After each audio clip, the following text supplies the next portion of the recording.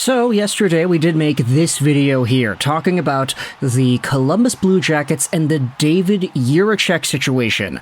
We essentially went over the fact that he got sent down, we went over the fact that he himself had some comments that indicated why he was frustrated with him getting sent down, and we had some extra word from former Blue Jackets prospect Kirby Reichel pretty much calling out the team. It was pretty bad, and the situation has gotten kind of worse since we made yesterday's video.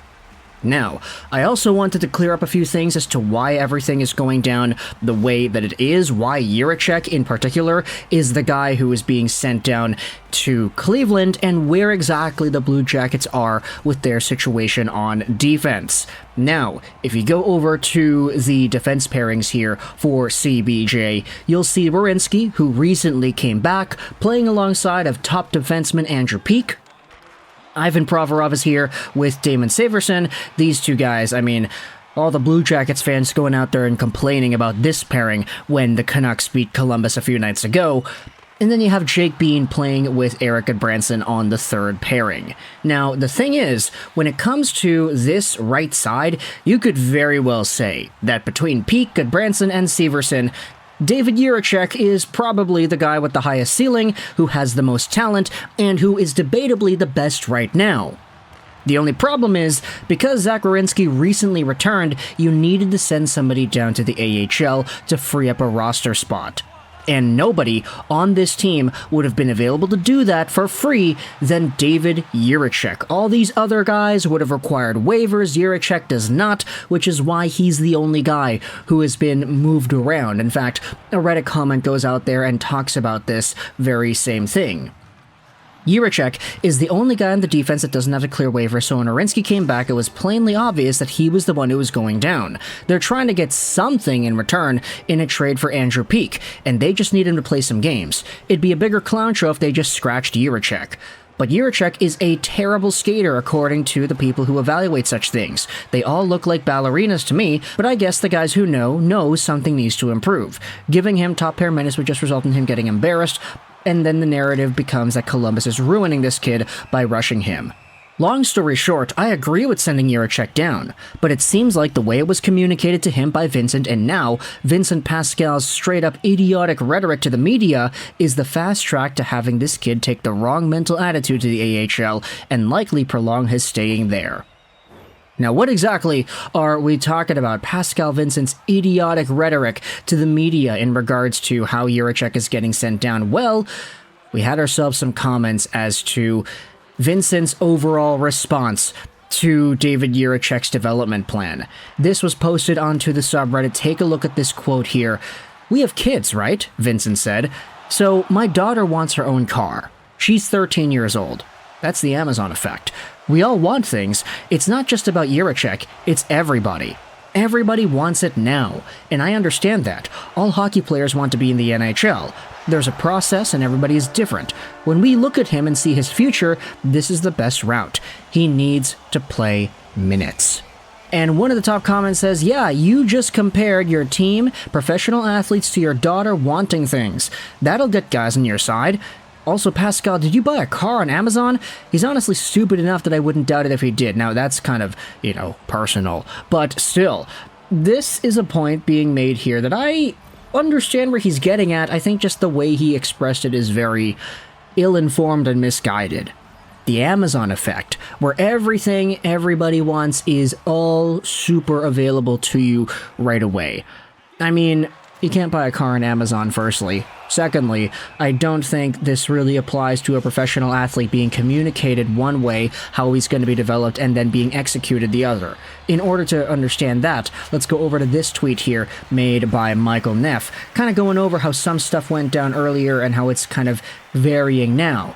The Columbus Blue Jackets promised Jiricek a role in the NHL this season, according to Friedman on 32 Thoughts. That is so reckless and stupid of the GM. You don't promise things like that without tying it to performance. That and sending Jiricek back and forth, the kid has every right to be frustrated. Front office needs to mend defenses here and quick. Mishandling of a prospect that will be very important soon. Shameful. In regards to the Friedman quotes regarding David Jiricek, we also had this that Friedman said on NHL Network earlier today. I think the biggest thing we're all going to be talking about here in the second half is, do the Blue Jackets make changes and how high do those changes go? To me, the Jiricek situation comes at the absolute worst timing for them. Add on to this, you had extra comments made by Frank Saravalli regarding the Blue Jackets. Here is what he said on the DFO Rundown show. It's not that people don't want to play in Columbus, it's that players don't want to play in Columbus with this management group and this coaching staff. And that aligns almost perfectly with what Kirby Reichel was saying in our video yesterday, that yeah, this overall process of Columbus getting prospects and using them and promising them things, maybe it's time to start looking at the team rather than the player. Those were the words that Reichel wrote out on Twitter, a tweet that has now been deleted. Now, if you go over to the Frank Saravalli quote, I mean, there are other phrases he used to describe the situation. He cannot believe what he's seeing. It makes no sense. Moving sideways or backwards here. So when it comes to what the insiders are saying on their TV shows and radio hits, it's interesting because when it comes to this situation, it's not necessarily a problem that David Jiricek is being sent down. Like, I think we can all agree he's 20 years old. If you wanted to send down a guy who is that profiled into the AHL, it's not the worst thing in the world. The problem here is he's better than all these other guys, and you could very well say that when it comes to the importance of actually developing your prospects, a guy like Jiricek, who, as we had said yesterday, was super good in the AHL already, 38 points, 55 games played as a rookie. I think he was like a point per game in the AHL last year for the majority of the year too. There's nothing he needs to learn in this league. And if it's really true the case that his skating is what's really holding him back, there's an odd sort of process in the way that he's being communicated his development is going to go when Friedman is saying on 32 Thoughts, yeah, they promised him a role in the NHL. They told him, we're going to use you here, you're going to be a part of our main top six, and you're going to develop there.